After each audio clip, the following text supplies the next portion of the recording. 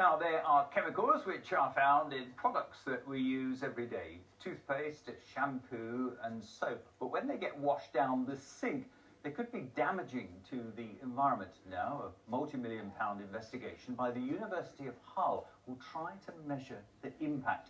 Mud samples from rivers are being analysed for toxins that have come from the sewerage system.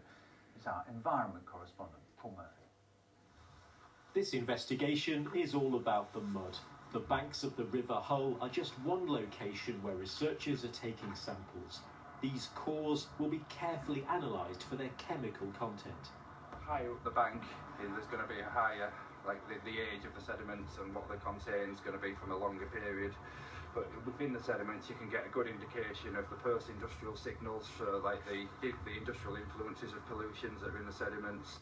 The £4 million project is investigating the impact of commonly used chemicals on the environment. Take the example of hormones found in the contraceptive pill. The presence of this hormone essentially in the environment can cause male fish to have female characteristics, which can have long-term effects then on the fish populations in those rivers. The chemical names might not be familiar, but these substances are found in everything from toothpaste to hand washes to painkillers and pills. And these contaminants end up in our waterways because sewage treatment plants do not have the technology to trap them. But this project is about much more than research into potentially harmful chemicals. It's aiming to make us all think more about the products we're buying and the small print on the packet. The team is even developing simple indicators to test household products for harmful chemicals.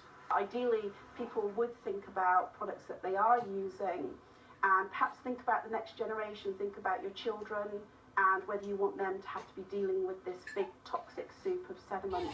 The suspicion is that the impact of accumulating toxins in our waterways is being underestimated. This project could lead to changes to the content of household products that many of us use every day.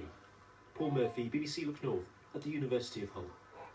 Interesting, isn't it? Fascinating subject. Now, thousands of